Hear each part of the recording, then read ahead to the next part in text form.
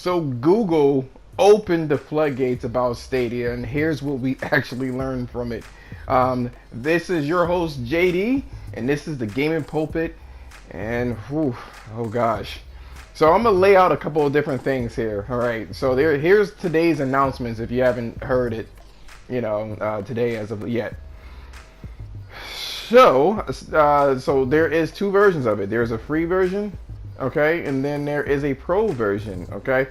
Um, the pro version we're going to focus on. So Stadia Pro is the official service at $10 a month, which will give you access to the services at 4K 60 frames a second.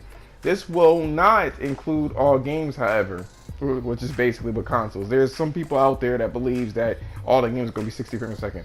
So that pretty much confirms it. No. Newer ones will be purchased separately. Okay, the controller itself is $70. Okay, there is a hardware-based one. Like, okay, if you don't have the hardware, if you don't have hardware to support the streaming service, there is hardware there. They call it the Stadia Founder Edition, which will launch later this year at $130.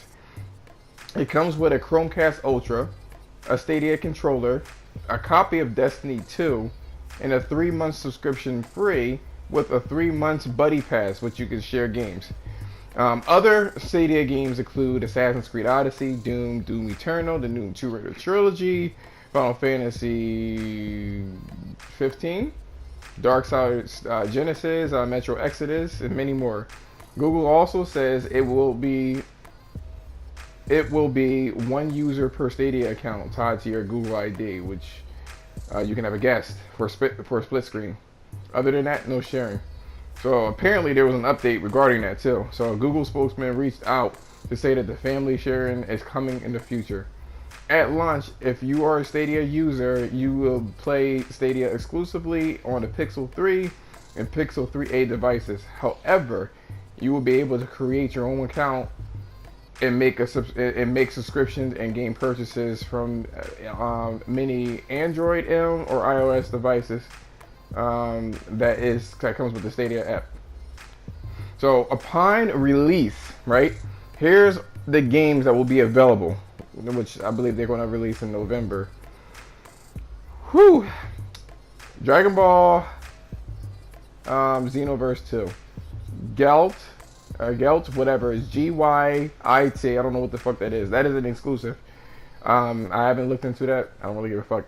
Either way, Doom Eternal, Darksiders Genesis, Wolfenstein Young Blood, Destiny 2, Power Rangers, Battle for the Grid. Oh gosh, Samurai Showdown, The Crew 2, Football Manager 2020, Trials Rising, Assassin's Creed Odyssey, Rage 2.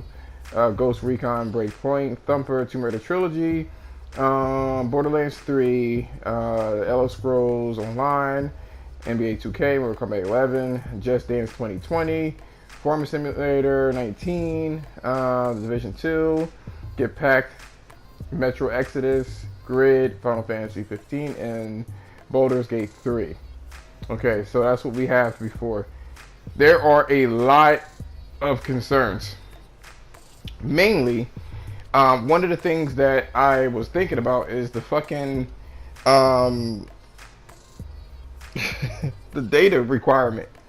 So it's been said, should you get this? And there are a lot of areas where there are data caps. So I don't know how they're going to circumvent this shit.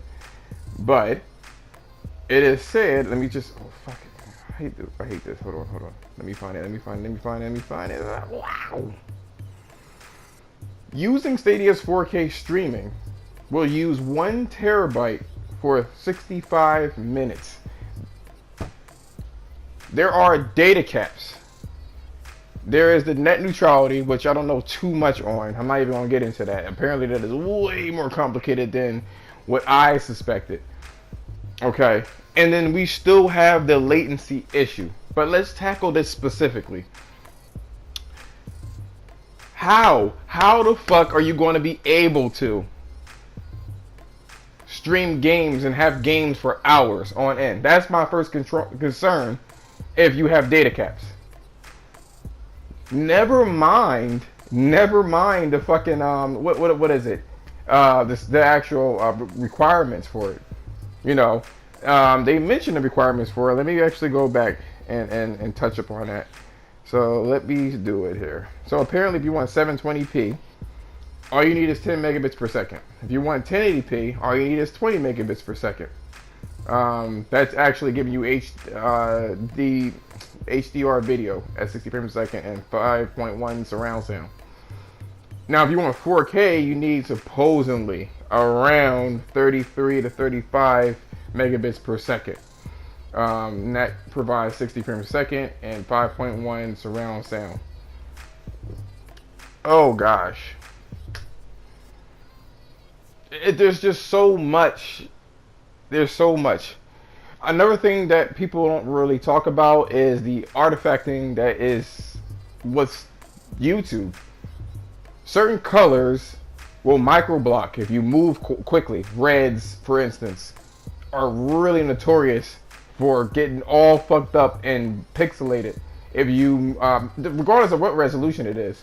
And if you have like a compressed video feed, it's gonna wreak havoc. Point blank period. It's gonna be something. But never mind that. Okay. The issue that I have is during the stream of them announcing Stadia, you had buffering. There was an attack on all social media, which had some YouTube features actually down. How is this going to be resolved? And what I didn't know, and this is very interesting too. You know what I mean? This is very interesting. What I didn't know, because this is everything that I figured out. Yes, you pay the $10 a month for the service, right? That allows you to stream 4K, right? If you don't know anything about the data caps, if you exceed it, you have to pay extra money. And usually the data cap is 1 terabyte. Just to let you know. That's just an FYI. But going back to the actual streaming, an actual service, you still have to buy your own games. So let's just say if you wanted the 4K, right? If you wanted the 4K and 60 frames a second, you have to pay $64 per game. They may give a couple of free games, just like PlayStation Plus and Games with Gold and whatever Nintendo services is. You still have to pay for it. And if you don't have the device or phone that actually supports it, you have to pay $130 for the services. That's the Chromebook and everything like that. So I guess they're hoping that people don't understand that little $130 package with the $70 controller that's bundled in there, which you still have to pay online.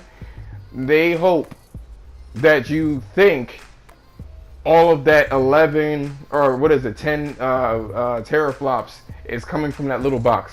I guess they hope that you're that fucking stupid. But yes, you have to buy your own game. So not only, and I guess you can argue this too. Well, you play PlayStation, you play for PlayStation Plus and Xbox Live. So what is the difference? It is very interesting. It's very interesting. It's an interesting model. But I don't think they implementing it right. I can tell you that right now. You still need exclusive content for this shit to work. If you do not have exclusive content, this is going to fall on its face. Period. Not only that, the cost things is just, it would have to be like a Netflix thing. But here's the thing. It costs money for those rights to actually use those games. This is why they didn't go that route. This is why they're saying to pay for it. I think most models are going to, most streaming models are going to take this model eventually. But it's not going to get rid of hardware. But I will say this in closing. Think about it. Everybody cared about DRM and they shitted on Microsoft. And I don't like Microsoft either. But they shitted on Microsoft for this shit. And now this is pure DRM. And no one said anything. They definitely conditioned us. But let me know in the comments what you liked or disliked about the video. And if you liked it, a sub will be greatly appreciated. Deuces.